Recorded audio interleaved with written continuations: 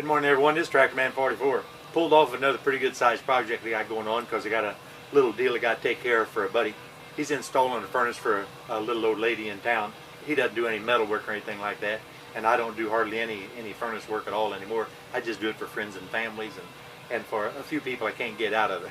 Can't get out of it for, you know. But we're going to do something a little different. I'm going to make a transition this morning. It's just a very short transition. It's only going to be like 10 inches tall, something like that. It's going to go two directions. It's going to be an equal taper to the outside. The front's going to be flush, but then the back is going to have another taper to it. So it's going to be a little different. But what I'm going to do is I always lay them out with the scribe because I just insist on the accuracy of that scribe mark as compared to a magic marker, so to speak. Because especially, and a lot of guys use those big wide point magic markers, and you can be off tremendously if you cut on the left side of the line, you know, down at the bottom, and you're going 25-30 inches, and you cut to the right side at the top.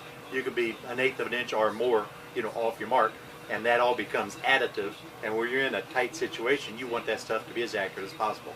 I'm going to lay it out like I always do with the scribe, but then so that you can actually see the layout, I'm going to go back and cover it with the magic marker so you can actually see, you know, the layout on the metal. But I'll still be able to see the scribe mark to make the cut, you know, on that particular line. So bear with me. It'll be a little slow going. A lot of people complain if you talk, you know, whenever you're doing something. A lot of people complain if you don't talk. Personally, I have to have, I'm a visual learner, but I also love to have that description of what somebody's doing. You can't always connect the dots when you're just watching a video, simply because there's nuances in action that you can convey with words that people cannot see whenever it's being performed without description. Bear in mind too, I don't really do how-to videos. This is just how I do it video. But anyway, first thing what I like to do is get the total height. This particular one's going to be 9 inches, but you have to allow for that 1 inch or ½ inch flange, which is a double hem at the very bottom that's going to attach to your furnace. So I take my homemade scribe and I'll go ahead and mark me a 1 inch mark, and then I'll mark me a ½ inch mark, because the 1 inch is going to be the fold. Now we're going to add to that 1 inch the actual height of the metal we want to make. So that's going to be, it's going to be 9 plus 1 equals 10. And then while we're here, we're going to have to notch for the S and drive. So I'll drop back 1 inch and mark that notch. Same thing over here. We get our actual height off the 1 inch line, which is a 10 inch total cut. We drop down 1 inch, which is at the 9 inch mark. Now we have the bottom of the first piece laid out, as well as the top. So what I'll do is I'll scribe this right here. Scribe this right here. This is going to have to be 16 inches at the top. So if we just pick a point out here, it's going to be 16 inches. We pick a point in about 11 inches or so. There's a reason for that. So I just for the heck of it, I'm going to go 12 inches. And on that lower line, I'm going to mark me a scribe mark. Half of 16.5 is 8 1/4. So the total width is going to be 16.5. So I'm going to mark half of it, which is 8 1/4 over here. And I'm going to mark half of it here, which is 8 1/4 the other direction. Which should, on that 1 inch line down, give me 16.5 inches from point to point. And being off of the center line here, it's going to be an equal transition, providing I take this same measurement here, which was 12 inches, and transfer it down here. Now I've got center line established here and there. We do not have to draw a connecting line, but we have to go from the center line and go to the left and to the right, half of the 13, which is going to be 6.5, because the dimension down here at the bottom of the transition is going to be 13 inches. So 6.5 on either side of center is going to give me a center transition that's going to go equal both directions from 13 to 16.5. Now what I'll do is on the 1 inch line down here, because that's where your fitting actually starts, to the 1 inch line up above, because that's where the fitting is actually going to end because of the S and drive, we'll scribe that line. Now just for the heck of it, I'm going to find me my fine-tipped magic marker and lay this out so you can actually see this, but hopefully this is going to make it leap out at you. So what I'm going to do is line out the as with everything, whenever you're working in the trades, there's an allowable tolerance, and if you're if you're pretty careful, using a magic marker, especially a fine tip magic marker, falls within that allowable tolerance. It's just though I just figure that it's not a good thing to get used to doing, because you have a tendency to get a little sloppy, and with sloppiness comes ill-fitting pieces of duct. So let's take a look a little closer. Now we just decided that this is going to have the quarter inch tabs on the side. So at the angle that this angle is, you add a quarter inch to it. You cannot add that quarter inch, especially when you're doing the 1 inch on the lock former. You cannot do that down here with your ruler in this direction right here, because that angle will reduce that dimension of what you're trying to lay out.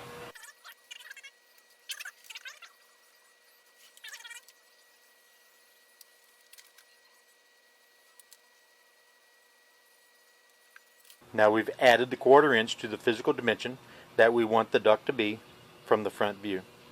So now you can clearly see how the notching is going to be. Like I say, with just scribe marks, it doesn't show up on camera, but and I'll show you exactly how we notch, or how I notch those out. Whether it's right or wrong, doesn't matter. It's what I've done for a number of years.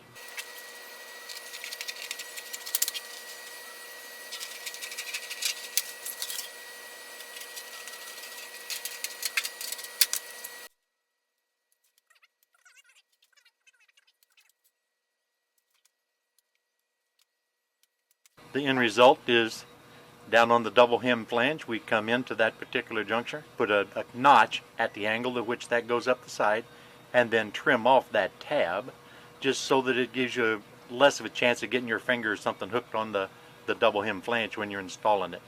Put this at just a little bit of an angle, again straight up off of that, and a tab. This is going to more than likely be the S connection, because with the wall on that side and with the return air duct on this side, we'll be able to drive cleats up against the wall. We would not be able to drive cleats towards the wall from the return air over. So the side pieces are going to have the lock former and the drives. This should be the S. Over here at the 8-foot break, we're going to put just a slight cross break in these, and I'm going to cross break them, of course, to the inside from that quarter inch notch juncture all the way to this quarter inch by 1 inch juncture. Not much of a break, just a little. Just enough to create some stiffness, like all the fancy lines on our cheap automobiles today. Cheaply built, expensive automobiles, I should add. Just a slight cross break. This is a very small furnace. I think it's only a 10 kW and probably a 2-ton blower. It's not going to generate a tremendous amount of static pressure, so I don't have to worry about oil canning on this particular piece of duct, especially because of the physical size, the small size that it is, and going into that larger plenum or plenum connection, the static pressure is going to reduce immediately as that airflow exits this fitting and goes into the larger plenum. So we just double hemmed or turned that over and spanked it, and then we're going to come to our, this is why it's very critical to make your notches right directly on the actual connections points of the two lines, because that we don't have a measurement out here or a mark out here, so we have to go to those 2 points to turn that 90-degree angle.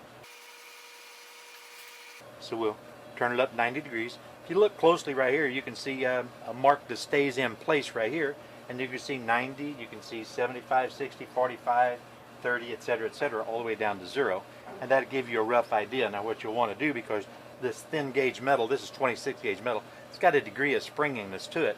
So here's your 90-degree mark. You'll want to spring just a little bit past the 90 degree. Hopefully you'll end up with it staying just about the angle that you want. There's a 90-degree flange. That's going to be the front of the furnace, and we'll attach that with screws right down through the top of the furnace. Now we have to bend these guys right here. Again, the junctures of those notches are absolutely very important, because in order for it to come up with any degree of accuracy in the metal that you're making, you want to hit those marks perfectly. Okay, now obviously you can't do this side on the brake. You're going to smash this, so what you do, transfer to the other side of the brake and just go down here and do the same thing we did right here.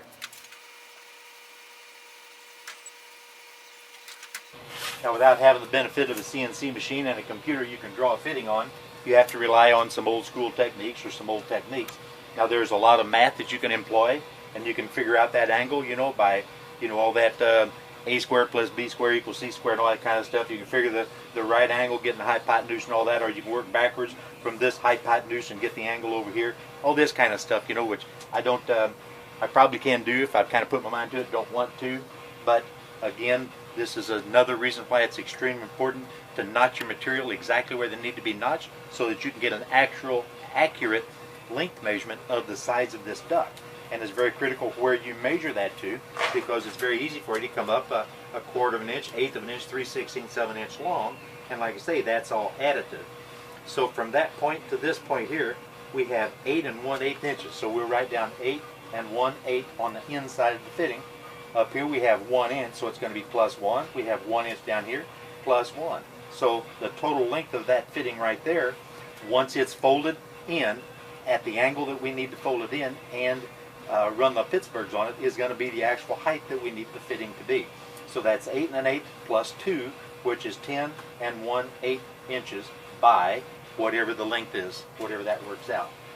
So if our transition laid out accurately, this length over here should be within a 16th or a 32nd of 8 1/8. And it looks to me like it's 8 1/8 and just about a 32nd or thereabouts. But who's counting that little bit is definitely acceptable. So 8 1/8 plus 1, cut size over here is going to be 10 1/8 by whatever that length is. And we'll go ahead and figure that out in a second. Now the front of this particular transition, the front of the furnace, needs to be straight up and down. So the dimension is 13 by 13, so we'll come down here at the very base, and we'll go ahead and put us a 1 inch with a 1/2 inch for our double hem. And because it's straight up and down, I can go ahead and mark my 1 inch for the lock farmer on this edge here at the height we measured over there, which was 10 1/8 inches. So if we mark right here 10 1/8 inches on the 1 inch line, that's critical. Drop down 1 inch, because that's going to be our drive connection, and then we'll come over here and mark the total height at 10 1/8 inches. We can now lay that out, and we've got only one other thing to do. Remember, we have 13 inches here. This is square because this is going to be the either the left side or the right side of the furnace. Those are, because it's an equal transition, the two sides are going to be exact and identical in layout, so we can use this and use it as a mirror image and pattern the other half also.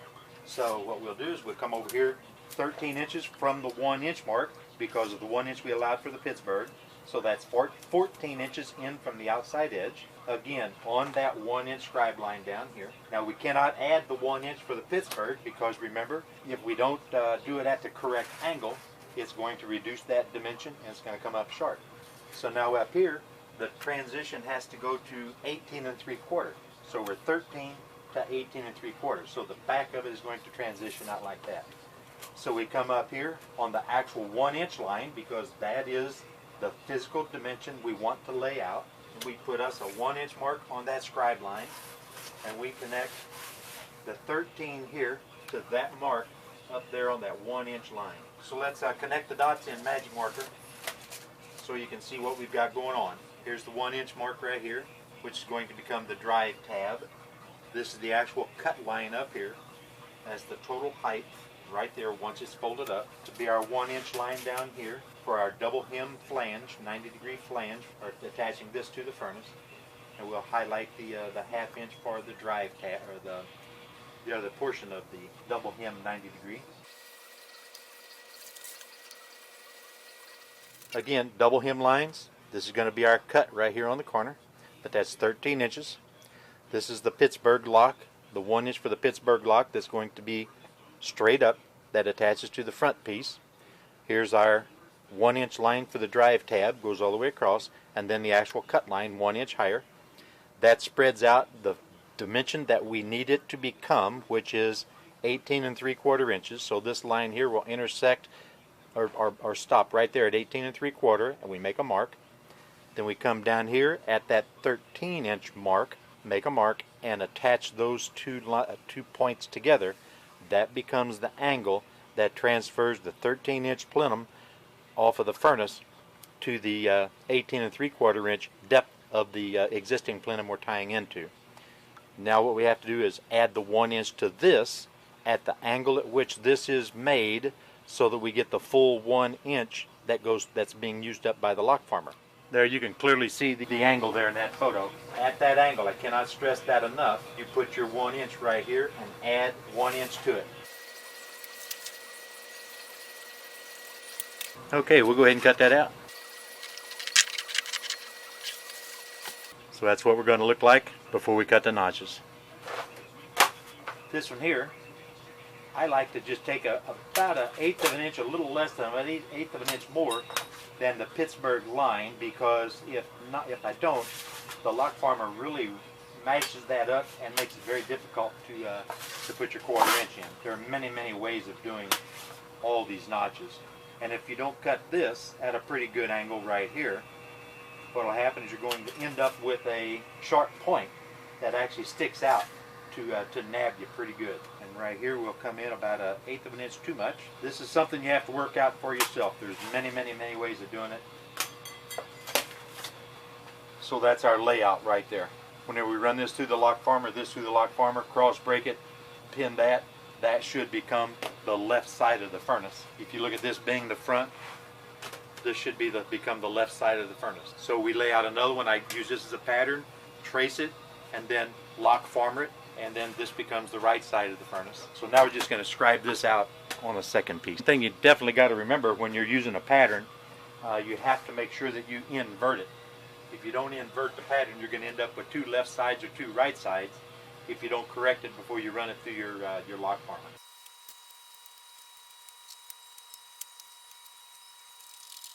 I'm not going to highlight that one because it's a mirror image of that over there. So here we have it. The dimensions were transferred over there. I went ahead and cut that out.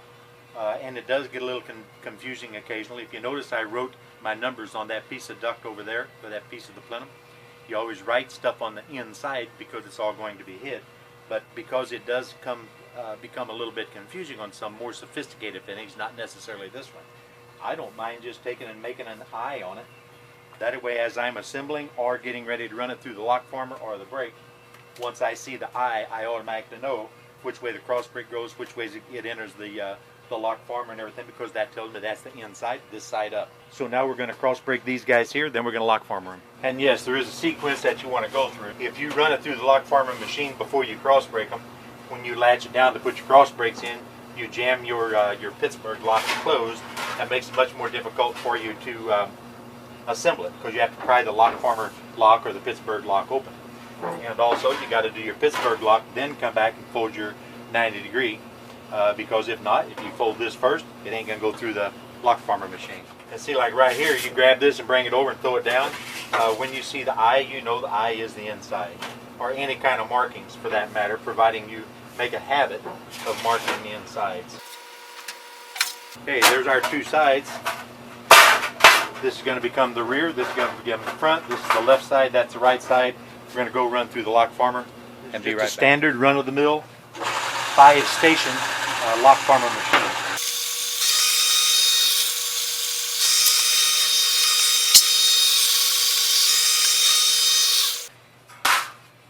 Five-station meaning it's got a series of 5 rolls that change that flat material into the Pittsburgh lock. So now we take this, we got to put our 1/2 inch to the inside. We'll turn that all the way up and latch it down, smash it down tight. Put it in the opposite direction, and again, here's your notches. The notches are extremely critical here. Now, because this is the side that's going to taper out, we have to go beyond a 90 degree, because this angle has to match the angle of the outward taper. Because remember, this is going to taper outwards to 16 3/4 inches. So then what we have to do, it's time to bend the drive tab on this, and I've got a different machine that does that.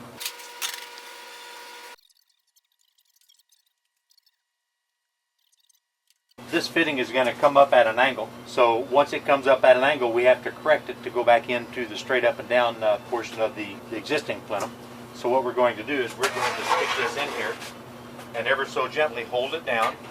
Now this is field adjustable with a set of 4-inch tongs. We want to get it fairly close. I'm going to set it like that. I'm just not going to latch it down, but I'm going to rock it up just a little bit. If you can visualize this coming up at an angle and then bending back in to ultimately end up straight up and down, that's what we want to do.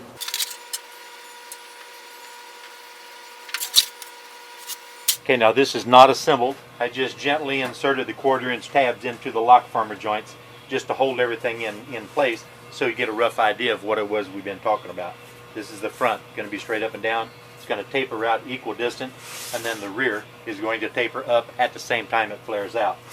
This is a good place to stress the point of the accuracy of your layout and of your notches whenever you're following your notches when you're folding, because without math, laying out metal like this, you have to rely on the accuracy of that measurement to give you the right cut length of the material here and here to end up with the exact height. If everything is off by 1/4 of an inch or 1/8 of an inch or 3/16 of an inch, your point on this particular layout piece can be way out here. It can be exaggerated. It can be exaggerated 2.5 times or so how far you missed it.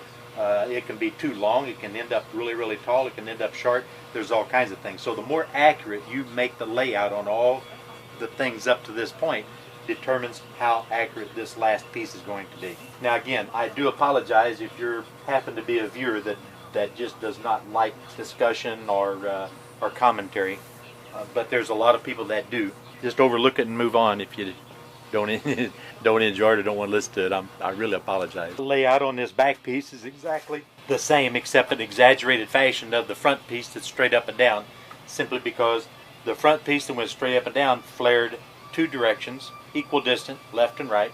This one here flares the same, equidistant, left and right.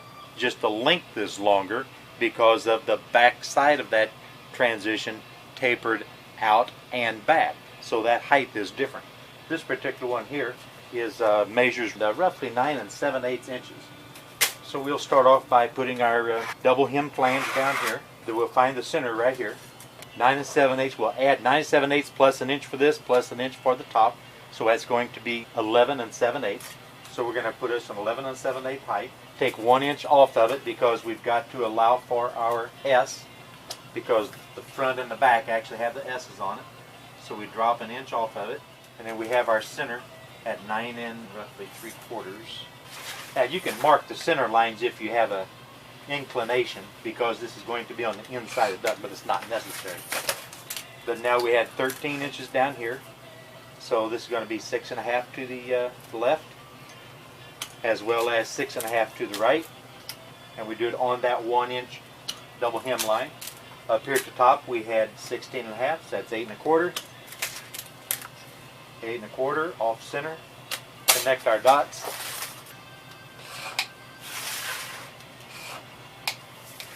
We'll add 1/4 of an inch because remember our 1/4 inch goes into the lock formers that are on the sides, or the lock former Pittsburgh joint. So we add our quarters.